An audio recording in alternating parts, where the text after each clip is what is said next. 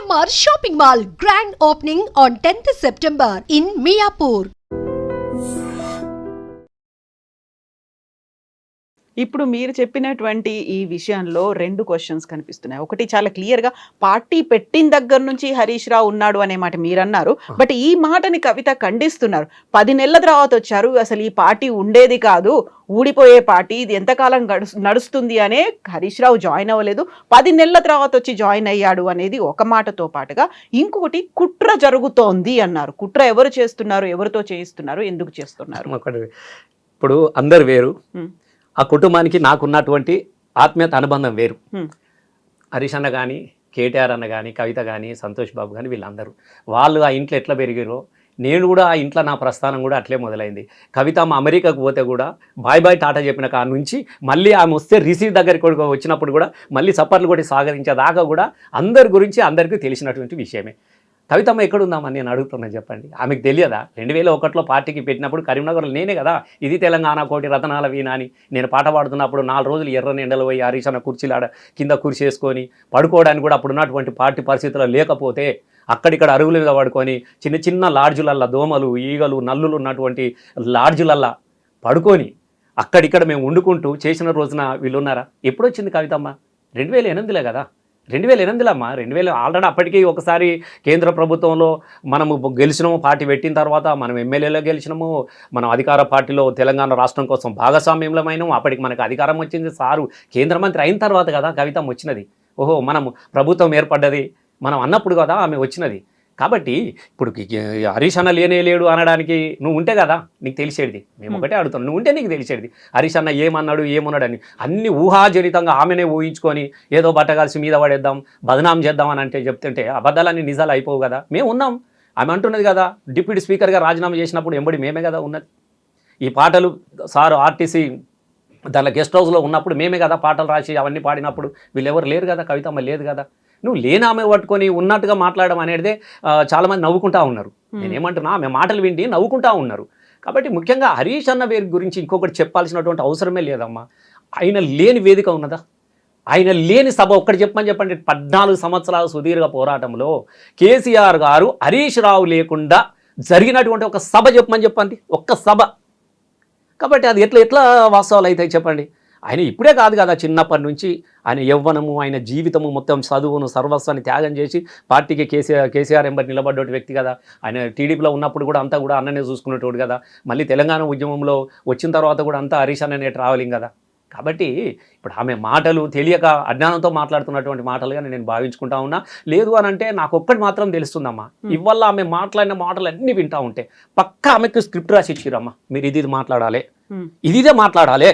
అడ్డు ఎవరు అని అనుకుంటే మొట్టమొదట కొట్టాల్సింది మనం హరీష్ రావు గారిని. హరీష్ రావుని కొట్టాలంటే మనతో సాధ్యం కాదు. కాబట్టి మనం ఇప్పుడు మీరు చూస్తున్నారు కదా, మరి ఈమెను వాళ్ళే ప్రయోగిస్తున్నారేమో నాకు అనుమానం వస్తుందమ్మా. నాకు వేరే ఉద్దేశాలు కాదు కానీ ఆమె మీద నేను తప్పుడు మాటలు మాట్లాడగా నాకేమనిపిస్తుందంటే అసలు ఇటీవల జరిగినటువంటి అనేక పరిణామాలు ఒకటిదానికి ఒకటి సంబంధం లేదు. ఎటు సడన్గా వచ్చేసి హరీష్ రావు మీద పడి అరే హరీష్ రావు అనేటోడు ఇప్పుడున్నటువంటి పరిస్థితులలో మీరు చూస్తున్నారు కదా, తెలంగాణ తీసుకొచ్చుకున్న తెలంగాణ ఆగమైపోయింది. అసలు తెరలు అయిపోయింది. ఎక్కడ చూసినా యూరియా దొరకక శోకాలు మన్ను మషాడులు శాపనార్థాలు కనబడుతున్నటువంటి వేళ ఇలా క్షేత్రస్థాయిలో ఆ రోజు కురుక్షేత్రంలో కృష్ణార్జునుడు ఎట్లయితే కొట్లాడిర్రో ఇవల్ల ప్రజాక్షేత్రంలో కూడా ఒదికి కేటీఆర్ గారు ఒదికి హరీష్ రావు గారు ఎక్కడ చూసినా కూడా వీళ్ళే కనబడతా ఉన్నారు. రేపు ప్రజలకు ఓదార్పునిస్తూ ఉన్నారు. రేపటి భవిష్యత్తుకు దిక్సూచిలా కనబడతా ఉన్నారు. ఈ పార్టీ మళ్ళీ లేస్తుంది, మళ్ళీ వస్తుంది. ఎందుకంటే ఎటు చూసినా కేసీఆర్ మళ్ళీ కావాలి కేసీఆర్ బాగుండే గప్పుడే బాగుండే అనేది మొత్తం ఉయ్యాల పాటలాగా మారిపోతున్నటువంటి సందర్భంలో మొట్టమొదటి ఎవరికి కేటీఆర్ అయితే కేసీఆర్ కొడుకు, ఆయన వర్కింగ్ ప్రెసిడెంట్. కానీ ముందు ఎవరిని మనం టార్గెట్ చేయాలన్న భావనలో హరీష్ రావుని చేసుకుంటున్నప్పుడు వాళ్ళతోనే అయితలేదు. కాబట్టి నాకు ఈమె ద్వారా ఇక మరి ఏందైందో నాకైతే తెలియదు కానీ ఆమె వ్యవహారంలో చాలా మార్పు వచ్చినది, ఆమె మాటల్లో చాలా మార్పు వచ్చినది. నేను అనుకుంటున్నాను మరి అట్లా. మరి లేకుంటే నువ్వు ఫ్లైట్లు వెళ్ళి నువ్వు ఇట్లా పట్టుకున్నావు ఎవరికి వెళ్తా చెప్పు ఫ్లైట్. అయితే 20 ఏళ్ల నుంచి నేను రాజకీయాల్లో ఉన్నాను, బీఆర్ఎస్ పార్టీ నాది అని చెప్తున్నటువంటి కవిత ఇంకెవరో ఇచ్చినటువంటి స్క్రిప్ట్ ని చదువుతారా? మరి నేను గదే అనుకుంటున్నాను కదా. ఇన్ని రోజుల నుంచి నువ్వు అనుభవం ఉన్నది, ఇప్పుడున్నటువంటి పరిస్థితులు ఏంది, ఇప్పుడున్నటువంటి పార్టీ పరిస్థితులు ఏంది, నువ్వు చేస్తున్నటువంటి వ్యవహారం ఎట్లా ఉన్నది. మనం అప్పటి నుంచే అప్పటి నుంచి పార్టీ పరిస్థితి ఎంత ఇబ్బందికరమైనటువంటి పరిస్థితులు ఎట్లా ఉందని చెప్పు. ఎన్నడూ కూడా ఏ ఒక్కరోజు కూడా చిన్న దిగులు కూడా కనపడిన ముఖంలో దిగులు కనపడినటువంటి కేసీఆర్ లాంటి వ్యక్తి కూడా ఇలా నీ గురించి తెలంగాణ ప్రజల గురించి ఆలోచించినటువంటి వ్యక్తి, తెలంగాణ రాష్ట్ర సాధన కోసం ఆలోచించిన వ్యక్తి, తెలంగాణ అభివృద్ధి కోసం ఆలోచించినటువంటి వ్యక్తిలో నీ గురించి ఆలోచించే పరిస్థితి కల్పించినవు అని అంటే ఎంత బాధాకరమైన విషయం మీరు చెప్పండి. ఎంత బాధాకరమైన విషయం చెప్పు. పలాని కేసీఆర్ అనేటోడు ఇలా ప్రపంచంలోనే కూడా ఒక హైకాన్, మొత్తంగా భారతదేశంలో కేసీఆర్తో మళ్ళీ తెలంగాణ రాష్ట్రాన్ని తీసుకొచ్చిన వ్యక్తి అని చెప్తుంటారు. ఎవరైనా అది అవునన్నా కాదన్నా ఏమన్నా అనుకోని తెలంగాణ తీసుకొచ్చినటువంటి స్వాప్నికుడు ఆయన. అట్లాంటి అయినటువంటి రక్తాన్ని పంచుకోబెట్టినటువంటి ఒక బిడ్డవు నువ్వు జైలుకి వెళ్ళినప్పుడు ఆ తండ్రి మనోవేదన ఎంత బాధాకరంగా ఉంటుంది చెప్పండి మీరు. కేసీఆర్ బిడ్డ అన్నారు, కవిత మనలే కేసీఆర్ బిడ్డ ఇట్లా ఈ పని చేసిండ్రు, కేసీఆర్ బిడ్డ ఇట్లా జైల్లో ఉంది అని అనుకున్నప్పుడు ఎంత బాధాకరమైన విషయం చెప్పు. ఎంత మదనపడి ఉంటాడు, ఎంత బాధపడి ఉంటాడు. అరే నా వలన నా తండ్రి పేరును నేను కొంచెం బదనాం చేసే పరిస్థితి వచ్చింది, నేను ఇట్లా ఉండాలన్నటువంటి ఆలోచన ఎందుకు రాదమ్మా. ఆమె ఒక ఎంపీగా పనిచేసింది, ఎమ్మెల్యేగా పనిచేసింది, తెలంగాణ జాగృతి సాహిత్యము సంస్కృతికి నేను కేరాఫ్గా నిలబడ్డా అన్నటువంటి వ్యక్తి ఎందుకు ఆలోచించలేకపోయింది. నువ్వు తప్పు చేసినావా, రాంగ్ చేసినావా, ఏం చేసినావా అనేది అనవసరం విషయం. నీ మీద ఒక నేర ఆరోపణ వచ్చింది, నువ్వు తిహార్ జైలుకి వెళ్ళినప్పుడు. తిహార్ జైలు అని అనేది ఒక భయంకరమైనటువంటి నేరస్తుల కరడిగట్టినటువంటి జైలు అది. అట్లాంటి జైలుకి ఒక ఉద్యమ నేత బిడ్డ పోయినప్పుడు నువ్వు అరే ఏదో జరిగింది, నేను తప్పు చేయకుండా కూడా నాకు ఈ తలవంపులు తీసుకొచ్చింది, ఈ పేరు వచ్చింది, నేను మంచిగా ఉండాలి, నా నడక ఇది కాదు అని చెప్పేసి నీ ఆలోచన ఎందుకు మొదలు కాలే? కాకపోతే అక్కడే కదా వచ్చింది, తను జైల్లో ఉన్నప్పుడే బీఆర్ఎస్ ని బీజేపీలో విలీనం చేయాలనేటువంటి చర్చలు వచ్చాయి అనేది ఫస్ట్ కవిత మాట్లాడింది అక్కడే. అక్కడి నుంచి ఎక్కడ ఈ గ్యాప్ అనేది ఉంది అనేది బయటకు తెలిసింది. మీరు గుర్తుపెట్టుకోండి అమ్మా. ఇప్పుడు నేను ఒకటి అడుగుతా ఉన్నా, మిమ్మల్ని అడగండి. బిడ్డ కోసం నేను పార్టీని విలీనం చేస్తా అన్నటువంటి భావన కేసీఆర్ కలిగిందని నువ్వు అంటున్నావు. సరే అది ఇంపాసిబుల్, అది జరగని విషయం. అట్లా అసలు భారతదేశంలో బీజేపీతో కొట్లాడిన ఏకైక నాయుడు కూడా కేసీఆర్ గారే. అట్లాంటి కేసీఆర్ గారు నీ పార్టీని తీసుకుపోయి నేను కలుపుతా అన్నటువంటి సీన్ కూడా అక్కడ లేదు. అయినా నువ్వు ఊహించుకున్నావేమో, బహుశా నిద్రపోయినప్పుడు ఇట్లా కళ కానీ అప్పుడు భక్త రామదాసు దగ్గరికి వచ్చి రాముడు కళలో వచ్చి మాట్లాడిపోయినట్టుగా నీకు ఏమైనా కళ పడితే పడవచ్చు. నువ్వు దాన్ని తీసుకొచ్చి నువ్వు బయట అన్నప్పుడు కూడా నా కోసం మా నాన్న ఇంత ఆలోచిస్తున్నాడు అన్నప్పుడు అన్న నీ ఆలోచన ఎందుకు రావద్దమ్మా? పార్టీ రాలేదా నీ కోసం? ఎందుకు రావాలి మేము జైలుకు? పార్టీ కేటీఆర్ గారు ఎంత ఇబ్బంది పడేటువంటి పరిస్థితుల్లో రాలేదా? నువ్వు తీసుకుపోతా ఉంటే కన్నీళ్ళు పెట్టలేదా? ఇక్కడ హరీష్ అన్న రాలేదా? పార్టీ అంతా నీ వెనక నడవలేదా? నువ్వు దేనికోసం పోయినావా? స్వతంత్ర పోరాటం చేసి జైల్లో పోయినావా? నీ తప్పైనా ఒప్పైనా అరే మా మా మా ఆడబిడ్డ అన్నటువంటి భావనతోని ఇంతమంది నీ వెనకాల నడిచినప్పుడు నీ ఆలోచన ఎంత గొప్పగా ఉండాలి చెప్పండి. అప్పటి నుంచి నువ్వేం చేస్తున్నావు ఆమెకే తెలుస్తలేదు. నాకు అది విచిత్రం అనిపిస్తా ఉన్నది. మరి ఏమైంది ఆమెకు? ఆమె వెనక ఎవరు ఉన్నారు? నేను 100% చెప్తున్నామ్మా, ఆమెలా లేదు. ఆమెలా లేదు. ఆమె ఆలోచన ఆమెది కాదు. మనిషి మాత్రమే కనబడుతున్నారు. ఇప్పుడు ఏమో చేస్తారు ఏదో చేస్తారు కదా, ఎస్ ఇలా గట్లనే కనబడుతుంది. ఒక మనిషిని డిజైన్ చేసి ఆడ కూర్చుండబెట్టినట్టుగా ఆ కూర్చున్నది మాట్లాడుతూ ఉన్నారు. ఏం మాట్లాడుతుందో ఆమెకు తెలుస్తలేదు. ఒకరిదొకటి సంబంధం లేదు. అటు ఇటు తిరగాలి హరీష్ అన్న, భూమి సూర్యుని చుట్టూ తిరిగినట్టు అటు ఇటు తిరగాలి, హరీష్ అన్న చుట్టూ తిరగాలి, హరీష్ అన్న చుట్టూ తిరగాలి. ఇంకొక కీలకమైనటువంటి వ్యాఖ్య, కేసీఆర్ ఆరోగ్యం గురించి చెప్పాలి అంటూ రామన్న నాన్న గురించి ఆలోచించు, నాన్నని చూడు, నేను ఇప్పుడు అలర్ట్ చేస్తున్నాను, జాగ్రత్తగా ఉండండి అనేటువంటి మాట కూడా. కుటుంబాన్ని విచ్ఛిన్నం చేశారు, ఇప్పుడు నాకు అమ్మని దూరం చేశారు, నాన్నతో ఉంటాను. చివరిలో తను కంక్లూడింగ్ లో కూడా చెప్పడం కూడా జై తెలంగాణ జై కేసీఆర్ అనేటువంటి మాటే చెప్పాను. మేము గంత అమాయకంగా లేదమ్మా సమాజం. నేను చెప్తా ఉన్నా, రామన్న నాన్నను బాగా చూసుకో అంటే నాన్న గురించి నీకు ఆలోచన ఉంటే నువ్వు ఇట్లా ప్రవర్తిస్తావా? నేను అడుగుతా ఉన్నా. నాన్న గురించి, నాన్న క్షేమంగా ఉండాలి, నాన్న మంచిగా సంతోషంగా ఉండాలి, నాన్నలో ఎలాంటి ఇబ్బంది నేను చూడొద్దు అని అనుకుంటే కేసీఆర్ బిడ్డగా నువ్వు ఇలా మాట్లాడొచ్చునా? నేను అడుగుతా ఉన్నా. నువ్వు మళ్ళీ ఇక్కడికి వచ్చేసి అన్నం చూసుకో, అమ్మని దూరం చూసుకో. ఎవరు దూరం? నువ్వే దూరం చేసుకుంటున్నావు. అందరినీ నువ్వే దూరం చూసుకున్నావు. నీ చేష్టలతో దూరం చేసుకుంటున్నావు. నీకేం ఆశ ఉందో నాకు తెలియదు, నీ ఏం ఆకాంక్ష ఉందో తెలియదు, నీ ఏ కీర్తి కోసం ఈ మాటలు మాట్లాడుతున్నావు మాకు తెలియదు. కానీ ఇలా నువ్వు దూరం చేసుకుంటున్నావు కదా. నిజంగానే ఉంటే వచ్చినావమ్మా, అయిపోయింది, ఉండు, ఇంట్లో ఉండు, పోయి వచ్చినావు కదా, ఏడిగిపోతున్నది అంటున్నా.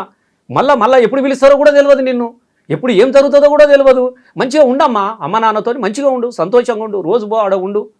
పాపం ఎవరిని సంతోషంగా ఉండనిత్తం చెప్పండి. ఇప్పుడు వదికు కేటీఆర్ అన్న ఇవాళ ఉన్నటువంటి పరిస్థితుల్లో రోజు పాపం ఆయన తిరిగాడు మహబూబ్ నగర్ ఒక అట ఇటు రోజు మీటింగులు వచ్చేటోళ్ళు పోయేటోళ్ళతో వాళ్ళ పరిస్థితి వాళ్ళకున్నది. పెద్ద ఆయననేమో పాపం ఇప్పుడు ఎందుకు ఇబ్బంది పెట్టాలి అని చెప్పేసి ఆయన ఆలోచన అక్కడ ఉన్నాడు. హరీష్ అన్న ఒక దిగ తిరుగుతూ ఉన్నారు. ఇవాళ ఏంది అంటున్నాను నేను, మేము మిమ్మల్ని అడుగుతాను. నిజంగా వాళ్ళ క్షేమాన్ని కోరుకుంటుంది అయితే నిజంగా వాళ్ళు మంచిగా ఉండాలని ఒక ఆడబిడ్డ గుర్తుపెట్టుకోండి అమ్మా, అన్న నాకేం ఇవ్వకపోయినా పర్లే కానీ నువ్వు శుభంగా ఉన్నా అన్న అని చెప్పేసి జీవనార్థి పెడతారమ్మా. పండుగ అయినా పబ్బమైనా ఆడబిడ్డలను ఇక్కడే తను కూడా ఇంకొక మాట కూడా అన్నారు కదా, ఇంతకింత అనుభవిస్తారు అనేటువంటి మాట. ఎవరు అనుభవిస్తలేరు, ఆమెనే అనుభవిస్తున్నది. ఇప్పుడు కాదు, భవిష్యత్తు భవిష్యత్తు ఆమెనే అనుభవిస్తుంది కూడా. నేను ఇప్పుడు కూడా చెప్తున్నా, ఇంతకింత అనుభవించండి పార్టీ కాదు, ఇంతకింత తన్నుకొని వచ్చి రేపు మళ్ళీ కేసీఆర్ గారు ముఖ్యమంత్రి అవుతాడు. మళ్ళీ గుర్తుపెట్టుకోండి, రేపు కేటీఆర్ అన్న కానీ హరీష్ అన్న కానీ మాలాంటి వాళ్ళు అనేక మంది మళ్ళీ అసెంబ్లీలోకి వస్తాం. ఏ తెలంగాణ రాష్ట్రం కోసమైతే అనేక మంది త్యాగాలు చేసి తెలంగాణ రాష్ట్రం తీసుకొచ్చుకున్నామో ఆ త్యాగాలు ఫలించే విధంగా నెక్స్ట్ మళ్ళీ వస్తుంది. ప్రజలంతా కూడా ఆలోచిస్తారు. కానీ ఆమె భవిష్యత్తును ఆమెనే ఇలా ఎవరిది వాళ్ళు తవ్వుకుంటా అంటే ఎవరేం చేయలేరు.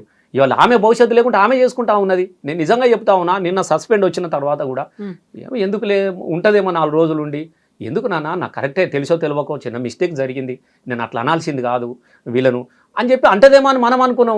మళ్ళీ ఉరికొచ్చి ఈ శాతాడంతా సాధనే పడితే వీళ్ళు వాళ్ళతో ఉన్నారు, వీళ్ళతో ఉన్నారు, వీళ్ళు ఇక్కడతో ఉన్నారు, అందరూ ఇలా ఎవరితో ఎక్కడ ఉన్నారో గంత అమాయకుల జనాలు.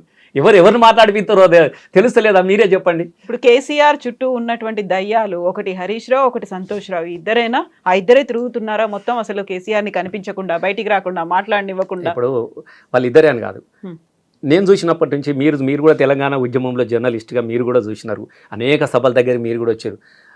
అసలు వాళ్ళిద్దరు లేని కేసీఆర్ ఎన్నడన్నా ఉన్నాడని నేను కేసీఆర్ దగ్గరికి వాళ్ళు కొత్తగా రాలే. ఈమె కొత్తగా వచ్చింది, అమెరికాకు పోయి చదువుకొని వచ్చి ఈమె కొత్తగా కనబడతా ఉన్నది. కానీ వీళ్ళే కదా మొదటి నుంచి కూడా. ఇప్పుడు ప్రతి సభ దగ్గర ఆయన ఉన్నాడు. సంతోష్ లేని రోజు మీరు చెప్పండి. నిజంగా చెబుతా ఉన్నా, సరే ఎవరేమన్నా అనుకోరి, ఎప్పుడు కానీ ఆస్తులు కిరీటాలు లక్షాధికారైన లవణం అన్నమే కానీ మెరుగు బంగారంబు మింగపోడు. మీరు గుర్తుపెట్టుకోండి, ఎన్ని లక్షల కోట్లు ఉన్నా కూడా మనిషి ఆయుష్ అయితే పెరిగిపోదు కదా. ఏముంది 100 సంవత్సరాలు ఇదేమో తింటారమ్మ బంగారం నోట్లు. కానీ సంతోష్ బాబు కూడా పొద్దుగాల సారు లేవకముందు వచ్చి ఇంటికాడ ఉంటే, చిన్న పిల్లగానప్పటి నుంచి చూస్తున్నా సంతోష్ బాబుని. నేను నిజంగా చెప్తున్నాను అమ్మ, చిన్న పిల్లగానప్పటి నుంచి చూస్తున్నా. సారు లేవకముందు వచ్చి చదువుకుంటున్న కాలం నుంచి మళ్ళీ సార్ అర్ధరాత్రి 12:30 గంటల రాత్రి నిద్రపోయే వరకు కూడా కాపలాగా నిలబడ్డటువంటి వ్యక్తి సంతోష్ బాబు. కంటికి రెప్పలాగా కాపాడిండు. మరి నువ్వు బిడ్డవే కదా, మరి నువ్వు ఎందుకు రాలేదమ్మా, వాళ్ళే ఉన్నారా అని. హరీష్ అన్న ఎనడన్న సారు పొమ్మన దాకా హరీష్ అన్న కాలు బయట పెట్టిండా సార్ దగ్గర నుంచి?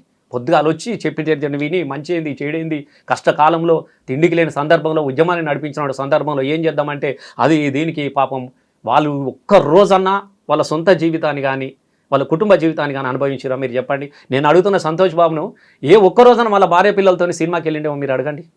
నేను అడుగుతా ఉన్నా, పండుగకో పబ్బోలకో పిల్లలుగా ఉంటారు కదా. కాకపోతే 750 కోట్లతో ఒక విల్లా ప్రాజెక్ట్ ని చేపట్టారు, ఒక డిఫాక్టోగా ఒక బినామీగా వ్యవహరిస్తున్నారు. ఆ తర్వాత హరితహారానికి ఒక పోటీగా గ్రీన్ ఇండియా ఛాలెంజ్ అనేది పెట్టి అక్కడ సెలబ్రిటీలని, సినిమా హీరోలని వాళ్ళందరినీ తీసుకొని వచ్చి ఆయన సపరేట్ గా ఒక జీవో కూడా ఇప్పించుకున్నాడు అనేటువంటి మాట. అమ్మ నేను ఒకటి చెప్తా ఉన్నా, ఇవాళ అన్నీ మాట్లాడుతున్నావు కదమ్మా, నువ్వైతే ఎమ్మెల్సీగా ఉన్నావు, నువ్వైతే అదే ఉన్నావు, ఇప్పుడు ఎందుకు మరి అప్పుడు ఏమైనా ఉంటివి? నేను ఏమంటున్నా, సస్పెండ్ అయిన తర్వాత ఎవరైనా మాట్లాడే మాటలు గివే కాదంటే, నువ్వు ఇంటి అమ్మేవు కాబట్టి మా సొంత ఆడబిడ్డవు కాబట్టి నువ్వు కూడా అందరిలాగా మాట్లాడతారని మేము అనుకోలే. ఏదో ఒకటి మాట్లాడాలి కాబట్టి అని మాట్లాడే విధానము ఆమె స్థాయి కూడా కాదు. ఆమె మాట్లాడింది. సంతోష్ బాబు నిజంగా అట్లా చేసినప్పుడు సార్ దగ్గర మాట్లాడే చనువు లేదా? నువ్వైతే బిడ్డవే కదా, మేమైతే పోనివ్వట్లేదు కదా, వీళ్ళే అడ్డుకుంటున్నారు కదా. ఇప్పుడు మీరు ఒక్కటి చెప్పండి, ఎవరు పోనిస్తే కవితమ్మ అవుతుందా నేను అడుగుతా ఉన్నా. ఎవరన్నా కవితమ్మ నువ్వు ఇంట్లోకి రాగానే అంటారా? నీ ఇల్లు నీది కదా, ఈ కడపకు అడిగింది నువ్వు కదా, ఈ కడపకు అడిగింది నువ్వు, పండుగలకు పబ్బాలకు ఆడబిడ్డవు కదా. గన్నిసార్లు మరి రాఖీ కట్టింది కదా సంతోష్ బాబుకు అన్న అని. వాస్తవంగా రామన్న కన్నా కూడా అటాచ్మెంట్ సంతోష్ బాబుకే ఎక్కువ. నేను చూసినా కదా, సంతోష్ బాబుకే వాళ్ళిద్దరు మంచిగా జాలీగా ఉంటారు, ఫ్యామిలీలో కానీ మిగతా కానీ అందరంతా ఉంటారు. ఇవాళ వచ్చేసి నువ్వు సంతోష్ బాబుని విమర్శించను, వీళ్ళని విమర్శించడం కాదా నీకు తెలియదు. నేను ఆపేటోళ్ళు ఎవరమ్మా? నేను నిజంగా చెప్తా, ఒకవేళ ఆపే పరిస్థితి వస్తే ఎందుకు వచ్చింది అనేది కూడా నువ్వు రివ్యూ చేసుకోవాలి కదా. నీ సొంత ఇంటమ్మా. ఏ తండ్రి తల్లిగారింటికి బిడ్డ అత్తగారింటికి కాడ ఎన్ని తప్పులు చేసినా తల్లిగారింటికి వచ్చినప్పుడు ఎవరైనా ఆలింగనం చేసుకుంటారు, ఆత్మీయతను స్వాగతం పలుకుతారు. అట్లాంటి ఆడబిడ్డవు నీతోని మాట్లాడకపోవడమో నీతో వద్దులే అనే దాకా వచ్చిందానంటే దానికి ఎవరు కారణం? అసలు అది జరగలేదు. ఒకవేళ అనుకుందాం, అనుకుంటే దానికి కారణం నువ్వే కదా. నువ్వు కూడా ఆలోచన చేసుకోవాలి కదా, అరే నాకు ఎందుకు ఇట్లా వచ్చేసిందని. కేసీఆర్ ఎంత గొప్పగా ప్రేమించినామా బిడ్డని మీరు చెప్పండి. ఎంపీని చేసిండు తెలంగాణ, తర్వాత ఓడిపోయినా కూడా ఎమ్మెల్సీని చేసిండు. జాగృతి కానీ మిగతా కానీ ఏది కానీ మేమందరం కూడా ఇప్పుడు తెలంగాణ ఉద్యమంలో కూడా ఇప్పుడు బతుకమ్మ పండుగ అనేది ఆమె రాగానే పండుగ ఏర్పాలే కదమ్మా. బతుకమ్మ పండుగలో ఆమె భాగమైంది. ఆమె బతుకమ్మ ఎత్తితే ఎత్తినాం, ఆమె సపాట్లు కొట్టమంటే కొట్టినాం. ఎందుకు? కేసీఆర్ బిడ్డగా ప్రతి వాళ్ళు ఇచ్చేసిరు కదా. మొత్తం మీ బతుకమ్మ నేను సృష్టించిన అంటే ఎట్లా చెప్పు? నేను వేరే ఉద్దేశాలు అనట్లేదు. ప్రతి వాళ్ళ నానే ముందు ఆమె కూడా ఆత్మవిమర్శ చేసుకోవాలి కదా. నేను ఇప్పుడు కూడా ఆమె గురించి ఇంతసేపు మాట్లాడుతున్నట్టే నిజంగా నాకు చాలా బాధగా అనిపిస్తున్నది. అసలు ఏంది కవితమ్మ గురించి మేము ఇట్లాంటి మాట్లాడే రోజు వస్తుందని కూడా మేము అనుకోలే. కానీ ఆమె మాట్లాడుతున్న విధానం, ఆమె మాటలు అసలు భరించలేనటువంటి మాటలు మాట్లాడింది. కాకుంటే ఇక్కడ నిన్న తను మాట్లాడినప్పుడు కావచ్చు, ఎందుకంటే ఇంత దూరం వచ్చింది తెలంగాణ కోసం ఇన్ని త్యాగాలు చేసినటువంటి కేసీఆర్, ఆయనకి డబ్బు ధ్యాస ఉండదు, తిండి ధ్యాస ఉండదు అని చెప్పినటువంటి కేసీఆర్ కోసమే మా తండ్రి మీదకే సిబిఐ కేసు వచ్చినప్పుడు ఈ పార్టీ ఉంటే ఎంత పోతే ఎంత అన్నటువంటి కవితనే ఈ రోజు కూడా తండ్రి గురించే మాట్లాడారు. జై తెలంగాణ, జై కేసీఆరే అన్నారు. ఇప్పటికీ తండ్రి మీద ఉన్నటువంటి ప్రేమని, తండ్రిని తనకి దూరం చేశారు, లేకుంటే పార్టీని తనకు దూరం చేశారు అనేటువంటి ఒక బాధ, ఆవేదన కనిపించింది కదా. ఎవరి మీద కోపం, ఆవేశం, ఆగ్రహం అవన్నీ రెండు విషయాలు ఉన్నాయి ఇక్కడ. కేసీఆర్ మీద సిబిఐయో ఇంకోటో ఈడీలకు భయపడేటోడైతే మోడీ మీద యుద్ధమే ప్రకటించేటోడు కాదు. మీరు గుర్తుపెట్టుకోండి, ఇవన్నీ ఆయన సంస్థలే కదా. ఇంకా కేసులకే భయపడే వాడైతే ఆ మాట తీయడు కదా. ఇలా నువ్వు అంటూ ఉన్నావు, పెట్టుకొని 100 పెట్టుకోనండి, నువ్వు చేస్తే కదా, నీకు జరిగితే కదా.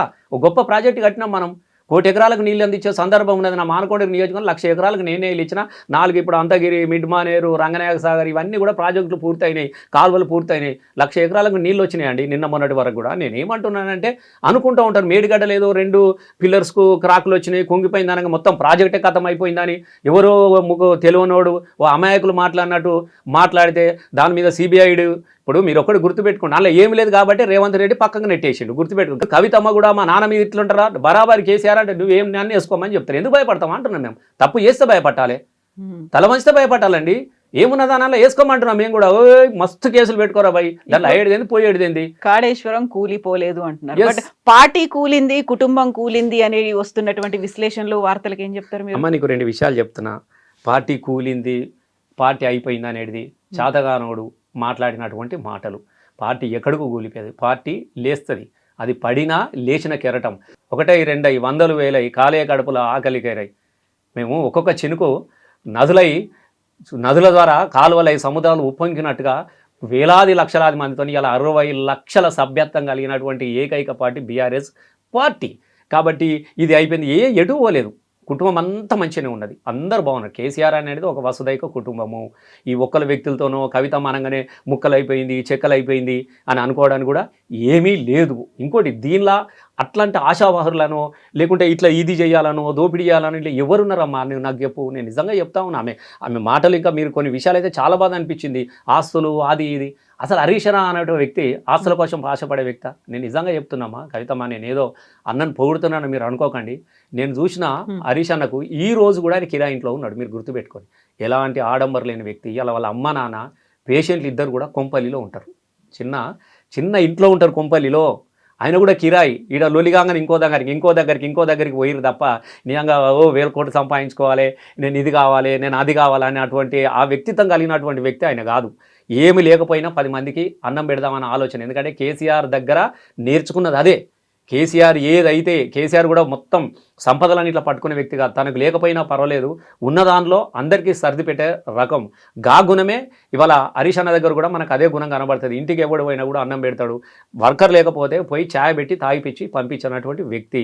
గవ్విటి ఆలోచించినటువంటి వ్యక్తి కాదు. అట్లాంటి వ్యక్తుల గురించి కూడా ఆమె ఇక నేనేమనాలి కానీ అసలు చాలా ఇబ్బందికరంగా మాట్లాడిన మాటలు అయితే మాలాంటి వాళ్ళకి అనేక మందికి సాయం చేసింది కదా అన్న. మీరు ఇంకొక మాట కూడా, నేను వాళ్ళకి డబ్బులు ఇచ్చిండు, వీళ్ళకి డబ్బులు ఇచ్చిండు, అసలు ప్రభుత్వాన్ని డీస్టెబిలైజ్ చేసేటువంటి కుట్ర కూడా చేశారు. ఏం లేదు, 2018లో అప్పటికి కొంతమంది, ఇప్పుడు పార్టీ ఎంతమందికి ఎంత అని చేస్తుంది ఇవాళ రేపు మీ అందరికి తెలియదు కాదు. ఆర్థికమైనటువంటి ప్రభావం ఎంత ఉంటుందో మీ అందరికి తెలిసి ఎలక్షన్లలో ఎవరన్నా నాలాంటి వాళ్ళు దగ్గరోళ్ళు పార్టీ ఇచ్చినారే అన్న సరిపోతుందో లేదో అనుకున్నప్పుడు, అన్న కొద్దిగా ఏమైనా చేయమన్నప్పుడు ఆయనకు లేకపోయినా అప్పు తీసుకొచ్చి ఇచ్చినాడు వ్యక్తి గొప్ప వ్యక్తి అమ్మ. మీరు ఏమన్నా అనుకోండి, అవసరం అనుకుంటే తనకు ఉన్న అమ్ముతామని ఆస్తులైనా అమ్ముతాడు. కానీ కలిగిన వాళ్ళకు దగ్గర వాళ్ళకు మాత్రం తప్పకుండా సాయం. దానిలో ఏమున్నదమ్మా మీరు చెప్పండి? ఏమున్నా సాయం చేస్తే ఏమున్నది? నువ్వు మీరు చేయలేవు, నీ దగ్గర ఏమున్నా ఏదున్నా నువ్వు ఎటు నుంచి ఎట్లున్నావో ఇప్పుడు అందరికీ ఉన్నాయి. నీకు సాయం చేసే మనసు లేదు. సాయం చేసే మనసులను కూడా దాన్ని వక్రీకరించి ఆయన ఏదో చేస్తారు. ఇప్పుడు ఎవరు ఏం చెప్తారు, ఏం చేస్తారు అనేది కేసీఆర్కి తెలియదమ్మా? నేను అడుగుతున్నా, చెప్పండి మీరు. కేసీఆర్ ముఖ్యమంత్రి, అప్పటికి కేసీఆర్ ఒక వ్యవస్థ. కేసీఆర్ చిన్నప్పటి నుంచి వీళ్ళ మనసులో చూసినాడు. కేటీఆర్ ఎట్లా అంటాడు, హరీష్ రావు ఆయనకు తెలియదా ఎవరైందని? నువ్వు చెప్తే తప్ప ఆయన తెలుసుకోలేనంత పరిస్థితిలో ఉంటాడా? కాబట్టి నువ్వు మాట్లాడేటప్పుడు ఒకటి నమ్మకం కలిగించేలా ఉండాలి కదా. ఇప్పుడు హరీష్ అన్న లాంటి వ్యక్తిని పట్టుకొని ఇది చేద్దాం మనం గట్ల ఉంటాడా? మంత్రి పదవి ఇవ్వకుండా కూడా మౌనంగా ఉన్నాడు తప్ప ఒక మాట మాట్లాడేదమ్మా, గుర్తుపెట్టుకోండి. అట్లాంటి గొప్ప వ్యక్తి. నేనేమంటున్నా అంటే వాళ్ళతో పాటుగా ఇద్దరి మధ్యన కేటీఆర్ హరీష్ అన్న మధ్యన కూడా అసలు ఆమె నిజంగా ఆమె ఇంట్లో మాట్లాడుతుందో అసలు నాకు విచిత్రం అనిపిస్తున్నది. అసలు ఇద్దరి మధ్యన కూడా నేను 100% చెప్తున్నా, ఇది మాత్రం కుట్రనమ్మా, ఇది మాత్రం కుట్ర. ఇప్పుడున్నటువంటి పరిస్థితులు మళ్ళీ కేసీఆర్ కావాలంటున్నాడు, బాగా యాక్టివ్గా పనిచేస్తారు కాబట్టి వీళ్ళిద్దరి మధ్యన చిన్న అగ్గిరా చేయాలి. ఇద్దరి మధ్యన ఏదన్నా కొంత చిన్న వ్యత్యాసం కల్పించే విధంగా, అపోహలు కలిగే విధంగా మాట్లాడిన చాలా మాటలు ఉన్నాయి. మరి ఇన్ని రోజుల తర్వాత ఇప్పుడెందుకు యాదికి వచ్చిందని నేను అడుగుతా ఉన్నా. ఇప్పుడెందుకు యాదికి వచ్చింది? కేటీఆర్ హరీష్ రావు వ్యక్తులకు ఒకరినొకరు చిన్నప్పటి నుంచి బాబామాదులు, వాళ్ళు అన్నదమ్ములాగా కలిసి ఉంటాడు. కేసీఆర్ కూడా పెద్ద కొడుకు హరీష్ అయితే చిన్న కొడుకు నా కేటీఆర్ అని చెప్పినటువంటి వ్యక్తి. వాళ్ళిద్దరు అట్లా ఉంటారు. నువ్వేదో అనంగానే ఆగం కావాల్సినటువంటి పరిస్థితి కూడా ఏం లేదు. కానీ ఆమెకు అట్లాంటి మాటలు అంటే గా స్థాయిలకు దిగజారి మాట్లాడింది కాబట్టి మీతో నేను మాట్లాడాల్సి వస్తుంది. కాబట్టి వాళ్ళకి ఆ మధ్యన అట్లాంటిది ఉంటుందా చెప్పు నువ్వు? అనగా ఇప్పుడు కేటీఆర్ వర్కింగ్ ప్రెసిడెంట్, చదువుకున్నాడు, ఇన్నిసార్లు ఎమ్మెల్యే గెలిచినాడు, మంత్రిగా పనిచేసినాడు. హరీష్ అన్నకు కేటీఆర్ ఏందో తెలియదు, కేటీఆర్ హరీష్ అన్నకి ఏందో తెలియదా? అయితే ఇప్పుడు ఇంకా కంటిన్యూయేషన్ కూడా ఉన్నట్టుంది కదా, 2 రోజుల బ్రేక్ తీసుకుంటే ఆ తర్వాత భవిష్యత్ కార్యాచరణ అన్నారు కాబట్టి ఇంకొక సెకండ్ ఎపిసోడ్ 2.0 ఉండేట్టుంది కాబట్టి అప్పుడు కూడా మళ్ళీ మనం మాట్లాడుతున్నాం. మీకు ఒకటి లాస్ట్కి చెప్తున్నా, నేను ఒకటే చెప్తున్నా సిన్సియర్గా, ఆమె ఏమన్నా అనుకోని. ఎందుకనంటే ఈ పరిస్థితిలో ఇంకెవరైనా మాట్లాడుతూ ఉంటే ఇవాళ పరిస్థితులు వేరుగా ఉండేది తెలంగాణ రాష్ట్ర వ్యాప్తంగా. అట్లాంటి పదాలను వాడి అట్లాంటి మాటలు ఆమె మాట్లాడింది. చాలా చాలా పార్టీ మధ్యలో కానీ ఇబ్బందికరమైన పరిస్థితి అయినప్పటికీ కూడా మేము ఎందుకో కేసీఆర్ బిడ్డ, రామన్న చెల్లె, మన ఆడబిడ్డ అన్నటువంటి బంధాన్ని మేము తెంపుకోలేక ఇంకా కొంచెం మౌనంగా ఉన్నాం. 2 విషయాలు. ఇప్పటికీ కూడా నువ్వు పార్టీకి ఒకవైపు మాట్లాడుకుంటేనే పార్టీకి ఇబ్బంది పెట్టుకోవాలనే పరిస్థితిలో ఈ టైంలో కేసీఆర్ లాంటి వ్యక్తిని కూడా మానసికంగా ఇబ్బంది పెడుతూ కూడా నువ్వు మళ్ళీ మాట్లాడుతూ జై జాగృతి, జై కేసీఆర్ పేరు ఎందుకు వాడాలమ్మా? నేను అడుగుతా ఉన్నా. కేసీఆర్ అనే 3 అక్షరాలకు ఇంకా ఈ అక్షరాలే నేను బతికిస్తున్నాయి, ఈ అక్షరాలే నేను నిలబెడతా నువ్వు అనుకుంటే ఇప్పటికన్నా జరిగిన దానికి క్షమించమని చెప్పేసి పెద్ద ఆయనను కోరి నువ్వు మౌనంగా ఉండడం అనేది మంచిది అనేది నా వ్యక్తిగతమైనటువంటి అభిప్రాయం అమ్మ. నేను మళ్ళీ చెప్తా ఉన్నా. ఇప్పుడు ఆమె ఇంకా 2 ఉంటాయి 3 ఉంటాయి అని అంటే అది ఆమెకే నష్టం. ఇంకా ఇంతకాలం నేను చెప్తున్నాను కదా, ఇప్పుడున్న పరిస్థితులు రేపు కూడా ఉండకపోవచ్చు, ఇంకా రాను. ఎందుకనంటే ఇప్పుడు కూడా ఎవరి కబంధ హస్తాల నుంచి ఈమె మాట్లాడుతూ ఉన్నదో, ఎవరి స్క్రిప్ట్ అయితే ఈమె చదవాలని ప్రయత్నం చేస్తూ ఉన్నదో దయచేసి దాని నుంచి బయట పడమని చెప్తా ఉన్నాం. ఏం తక్కువనమ్మా ఆమెకు? ఆమె కూడా ఎక్కడి నుంచి ఎక్కడి దాకా వచ్చినది నేను చెప్తా ఉన్నాను. కాబట్టి దయచేసి ఒక ఆడబిడ్డగా నన్ను ఎప్పుడు కూడా రసమయన్న అంటది. నేను కూడా ఆమెను చెల్లెలాగానే చూసినాం. ఇప్పటికన్నా ఇవన్నీ బంద్ చేయాలని మనస్పూర్వకంగా నేను కోరుకుంటున్నాము. ఎందుకంటే నువ్వు బతుకమ్మతోనే నువ్వు వచ్చినావు. ఈ బతుకమ్మ పండుగ ముంగట మేము కూడా నువ్వు బతుకమ్మ అని మేము అంటున్నాం. మేము కూడా బతుకమ్మ అని అంటున్నాము. ఇప్పటికైనా నీ వైఖరి, నీ ఆలోచనలు మార్చుకొని నువ్వు మౌనంగా ఉంటే తప్పకుండా నీకు మంచి భవిష్యత్తు ఉంటుంది.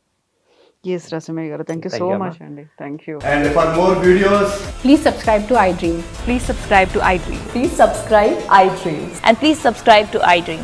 For more videos, subscribe to iDream. please like, share and subscribe to the channel. Congratulations, iDream. Subscribe to iDream. Subscribe to iDream. So subscribe to iDream Media. iDream team andarki huge congratulations. Please subscribe iDream Media. Please subscribe to iDream. Subscribe iDream. Please subscribe to iDream. iDream అంటే నా కళల channel subscribe చేసుకున్న నోరు తిరుగుతలేదు, మీరైతే గంట గుర్తు కొట్టండి. For more such videos, please subscribe to iDream. Subscribe to iDream. Please subscribe to iDream. Please subscribe iDream Media. Please do subscribe to iDream. Please subscribe to iDream Media. For best entertainment and information, please subscribe iDream. And don't forget to subscribe to iDream.